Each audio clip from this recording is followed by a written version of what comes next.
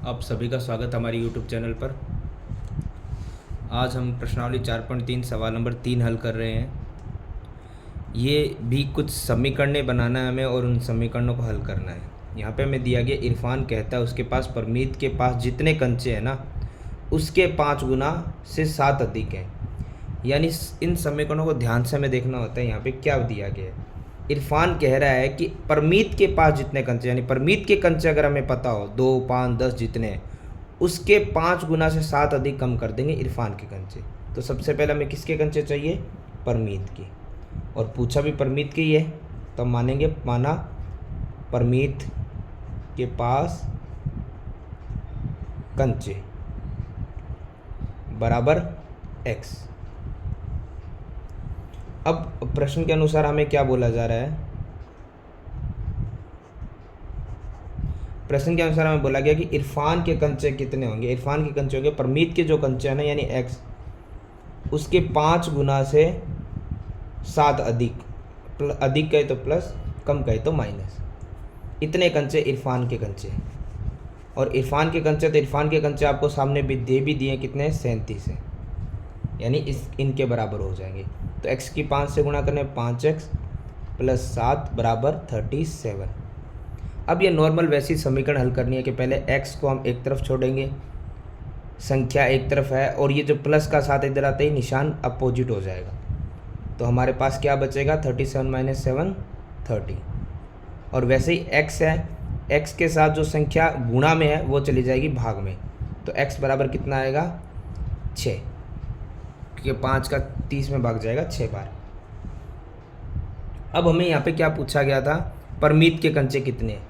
तो परमीत के कंचे हमने कितने माने थे, x माने थे, ठीक है, और x कितना आ गया, 6। तो हम बता देंगे कि परमीत के पास कंचे है बराबर 6 कंचे। इस प्रकार से इन सवालों के समीकरणों का हमें हल करना है। इसी में आगे हम देखेंगे इसी का सवाल नंबर 2। इसी प्रकार जो हमें आगे सवाल नंबर 2 दिया हुआ है उसमें भी यही बताया गया कि एक प्रकार के समीकरण हल करनी है कि लक्ष्मी के पिता की आयु 49 वर्ष है। यानी सीधा सीधा हमें लक्ष्मी के पिता की आयु तो दे दी गई है, लेकिन अब लक्ष्मी की आयु, लक्ष्मी की आयु के 3 गुना से 4 वर्ष अधिक है। तो लक्ष्मी की आयु हमें बतानी है। तो सबसे पहले आयु किसकी मानेंगे हम, जिसकी पूछ रहा है, जिसकी हमें नहीं पता है उसी की मानेंगे। तो लक्ष्मी की आयु, माना लक्ष्मी की आयु बराबर x वर्ष हो गया, ठीक है। अब प्रश्न के अनुसार हमें क्या बोला गया था,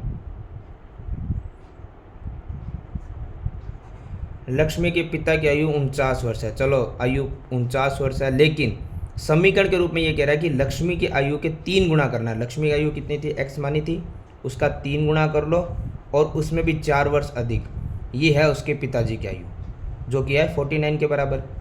तो x की 3 से गुणा 3x प्लस 4 बराबर 49। x है 3x, और ये प्लस का 4 अपोजिट हो किसका हो जाएगा, माइनस का 4।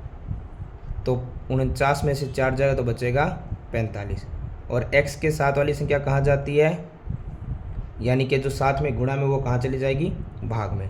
तो x बराबर कितना आएगा, 3 का 45 में भाग जाएगा 15 बार। x हमने माना था लक्ष्मी की आयु, और हमसे पूछी भी गई है लक्ष्मी की आयु। तो लक्ष्मी की आयु कितनी है, 15 वर्ष।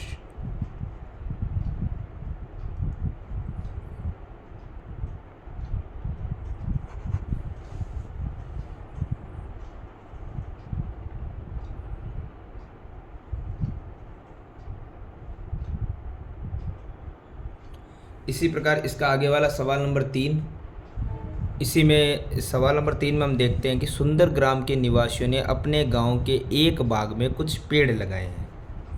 इनमें से कुछ पेड़ तो है फलों के, उन पेड़ों की संख्या जो फलों के नहीं थे, फूलों वाले पेड़ों की संख्या के तिगुने से 2 अधिक थी। कौन से वाले, फूलों वाले पौधों से, पेड़ों से संख्या के 3 गुना से 2 अधिक थी। तो सबसे पहले वही चीज़ ध्यान से देखो, फलों वाले जो पेड़ हमें निकालने हैं ना, फलदार पेड़, उसको हम कैसे निकालेंगे, चलिए यहाँ पे देखते हैं। सबसे पहले ऐसे जब क्वेश्चन आते तो क्वेश्चन कम और पैराग्राफ ज़्यादा लगे तो उसको आप पूरा एक साथ नहीं लेंगे, थोड़ा थोड़ा लेंगे। जैसे सबसे पहले इसने क्या बोले थे, पेड़ लगाए, कुछ तो फल वाले यानी फलदार हो गए, कुछ फूलों वाले हैं, ठीक है ना। तो अब ये कह रहा है जो पेड़ फलों के नहीं है, अब वो फलों के नहीं है तो वो फूलों के होंगे, ठीक है। फूलों वाले पेड़ों की संख्या के तिगुने से 2 अधिक थी, ठीक है। सॉरी, यहाँ पे फूलों नहीं फलों वाले, कन्फ्यूज़न है थोड़ा सा। ये कह रहा है जो फलों के नहीं है यानी फूलों के है, वो फलों वाले पेड़ों की संख्या के 3 गुने से 2 अधिक थी, ठीक है। तो सबसे पहले हम क्या करेंगे, यहाँ पे जो फलदार पौधे हैं ना उनको निकालेंगे हम। लिख देते हैं सबसे पहले माना, फल वाले पेड़ भी लिख सकते हैं, फलदार पेड़ भी लिख सकते हैं, ठीक है। कितने माने जाएंगे, x।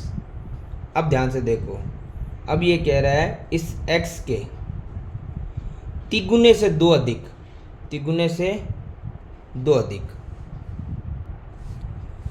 तो बराबर में। अब यहाँ पर देखो तो वहाँ पे जो बताए गए हैं कि जो फलों के पेड़ नहीं थे वो कितने आ गए, 77, ठीक है। देखो ये फलों के पेड़ नहीं है, कंफ्यूज करने के लिए दिए, सीधा भी दे सकता था कि फूलों वाले पेड़, यानी फूलों पे वाले पेड़ 77 है और फूलों वाले जो पेड़ है ना वो फलदार पौधों के 3 गुना से 2 अधिक है, ठीक है। 3 गुना से 2 अधिक है, ठीक है। तो 3 गुना करेंगे तो 3x हो जाएगा, प्लस में 2 बराबर 77 वैसे का वैसे। अब x को रहने दो, ये 77 है, ये प्लस का 2 इधर आती है अपोजिट माइनस का हो जाएगा, तो 77 - 2 हो जाएगा 75। अब वही x के साथ जो संख्या होती है वो कहाँ चली जाती है, यानी जो गुणा में वो चली जाएगी भाग में। तो x बराबर कितना आएगा, भाग लगाने में आएगा 25, और ये x हमने माने थे फलदार पेड़, तो हम लिख देंगे फलदार पेड़ कितने हैं, 25 पेड़ है। अब इस सवाल को ध्यान से देखो, ये यही पूछ रहा है कि यदि ऐसे पेड़ों की संख्या जो फलों के नहीं थे वो 77 यानी फूलों वाले 77 है, तो लगाए गए फलों वाले पेड़ों की संख्या बताओ। तो फलों वाले पेड़ों की संख्या को हमने x माना, उसका आंसर निकाला और उसके आंसर हमने बता दिया कितना आ रहा है, 25 पेड़ आ रहे हैं। तो ये हमारा सवाल नंबर 3 होता है कंप्लीट।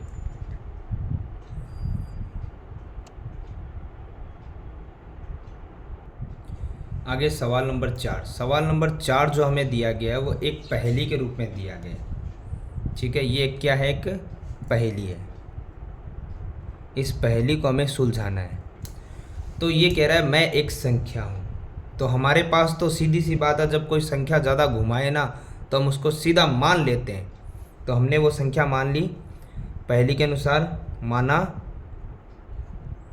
संख्या, और संख्या कितनी है हमारे पास, x। हम तो ज़्यादा सोचते नहीं है क्या संख्या होगी क्या नहीं होगी, हम सीधा x मान लेते हैं, x या y कोई भी चर पद। अब आगे ये कह रहा है पहेली के अनुसार, प्रश्न तो है नहीं पहेली है, तो पहेली के अनुसार ये कह रहा है मुझे पहचानो। क्यों पहचाने भाई तुम्हें, मुझे 7 बार लो। चलिए हाँ ये बात ठीक है, x है, हमने संख्या मानी उसको 7 बार। 7 बार तो नॉर्मली मैं आपको रफली बता देता हूँ, जैसे अगर मान लो x है, उसको कह रहा है वो 7 बार या 6 बार लो, तो हम उसको 7 बार ले लेंगे, 1 2 3 4 5 6 7। तो ये हो गया 1 2 3 4 5 6 7 और x कॉमन आ गया। यानी कहने का मतलब ये जितनी बार भी वो कहे हम ले सकते हैं, बस आप सीधा ये भी लिख सकते हो 7x। 7 बार लेने के लिए बोल रहा है तो 8 बार कहता तो 8x, और ये क्यों होगा वो मैंने आपको प्लस करके बता दिया। जितनी बार आप लोगे उतनी बार लेके उनको प्लस करके लिख दो। तो 7 बार यानी 7x हो गया। फिर ये कह रहा है इसमें एक 50 जोड़ो, चलो 50 तो जोड़ना आसान है, जोड़ देंगे। अब ये कह रहा है एक तिहरे शतक तक अगर आपको पहुंचना है ना तो अभी भी 40 और चाहिए, यानी कि अगर आपको 300 तक पहुंचना है तो अभी भी 40 और चाहिए, तो 40 और जोड़ देंगे। पहले ही बोल देता हम एक साथ जोड़ देते, तो वहाँ पे वही है कि 7x तो ठीक है, ये 50 और 40 हो गया 90, और बराबर में कितना हो रहा है 300। सिंपल है, 7x यहाँ रखो, 300 यहाँ है, और ये प्लस का 90 इधर आए, किसका हो जाएगा माइनस का 90, यानी कि अब हमारे पास 7x है और ये 300 माइनस 90 रह गया 210। यहाँ हल कर देते हैं हम। x के साथ वाली संख्या होती है जो गुणा में, वो कहाँ चली जाती है, भाग में। तो 0 से 0 कट गया और 7 से 21 चला जाएगा।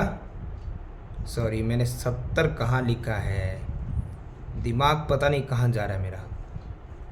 x था, ये 210 था और ये 7 जो गुणा में था वो चला जाएगा भाग में। तो 7 से 210 कट गया है 30 बार, क्योंकि 7 ये 21 और 0 का 0।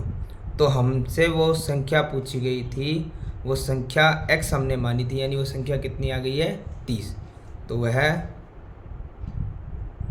संख्या बराबर है 30। इस तरीके से ये हमारा सवाल नंबर 4 और प्रश्नावली 4.3 होती है समाप्त।